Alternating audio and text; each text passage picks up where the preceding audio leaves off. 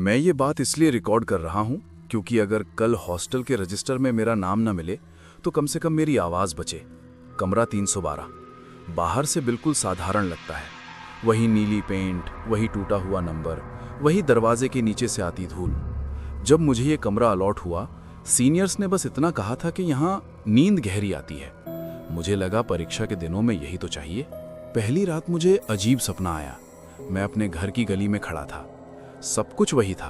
People का पेड़, नल की टोटी से टपकता पानी, दूर मंदिर की आरती की आवाज़। माँ ने दरवाज़ा खोला, मुस्कुराई, जैसे मैं रोज़ की तरह कॉलेज से लौटा हूँ।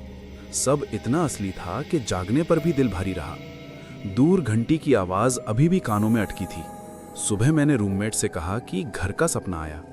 वो हंसा और बोला, यहाँ सबको आता है। उसकी हंसी में कुछ ऐसा था जैसे वो आधा मजाक कर रहा हो, आधा सच छुपा रहा हो। उसी दिन मैंने नोटिस किया कि अलमारी के ऊपर एक पुराना सूटकेस रखा है। मैंने पूछा तो उसने कहा, पहले वाले का होगा। पहले वाले, ये शब्द कमरे में देर तक तैरता रहा। रात को फिर सपना आया। इस बार पिता कुर्सी पर बैठे थे, अखबार उल्टा पकड़े। उन्होंने सिर उठाकर कहा, तू पतला हो गया है। आवाज में वही चिंता थी। मैंने जवाब दिया, पर आवाज गले में अटक गई। तभी दीवार की घड़ी उल्टी चलने लगी। हवा सरसराती है और मैं पसीने में जाग गया। अगले हफ्ते तक सपने और साफ होते गए। सिर्फ दिखते नहीं थे, महक भी आने लगी। रसोई में जलती रोटी की, गीली मिट्टी की। दिन में पढ़ाई करते वक्त भी वही गली आंखों के सामने तैर जाती। मैंने घर फोन किया। माँ ने फोन उठाया, पर आवाज ठंडी थी। बोली, कौन? मैंने नाम बताया।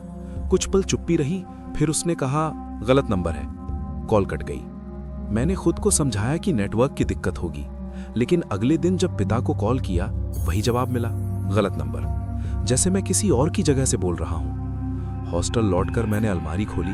अंदर कपड़े थे, मेरे साइज के, मेरी पसंद के रंग के।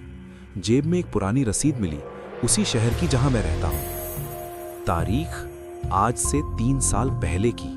रात को रूममेट ने पहली बार सच बोला कि 312 में जो भी रहता है उसे घर बहुत याद आता है, इतना कि घर उसे याद करने लगता है। मैंने हंसने की कोशिश की, पर हंसी निकली नहीं। उसने कहा, यहां सपने दरवाजे हैं, और ये कहकर वो लाइट बंद कर सो गया। उस रात सपना नहीं आया, उससे भी बुरा हुआ। मैं जागता रहा और सुना कि कमरे में कोई धीरे धीरे सांस ले रहा है। कदमों की आहट नहीं थी, बस मौजूदगी थी। अंधेरे में घड़ी की सुइयां चमकी और समय रुक गया। मेरे फोन पर नोटिफिकेशन आया, घर का लैंडलाइन नंबर। कॉल उठाई तो दूसरी तरफ मेरी ही आवाज थी, धीमी, थकी हुई। कह रही थी, मत आना। सुबह मैं सीधे वार्डन के पास गया। रजिस्टर खुला। उसने पन्ने पलटे, माथा से कोड़कर बोला, 312 में तो तुम ही रहते हो। मैंने रूममेट का नाम लिया। उसने फिर पन्ने पलटे।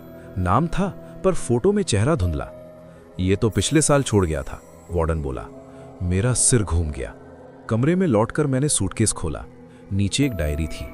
आखिरी पन्ने पर लिखा था, अगर तुम ये पढ़ रहे हो तो घर तुम्हें भूल चुका है, बाहर मत जाओ। उसी पल माँ का मैसेज आया, पहली बार महीनों में।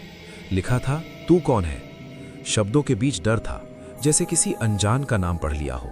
मैं भागकर बाहर निकला। सीढ़ियों पर कदम रखते ही मंजिल बढ़ती चली गई। तीसरी के बाद चौथी, फिर 5वीं। हॉस्टल की इमारत लंबी होती जा रही थी। दूर घंटी बजती रही। थक कर लौटा तो कमरा 312 खुला था। अंदर वही गली, वही पीपल, वही घर। इस बार दरवाजा खुला था, पर अंदर अंधेरा था। मैंने पीछे मुड़कर देखा, अलमारी पर एक नया सूटकेस रखा था। मेरे नाम का टैग लगा था। कमरे की दीवार पर अब 2 घड़ियां थीं, एक आगे चल रही थी, एक पीछे।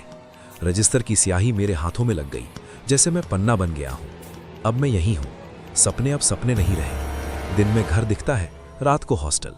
लोग कहते हैं कि कमरा 312 बदलता रहता है, पर मुझे लगता है वो बस जगह बदलता है।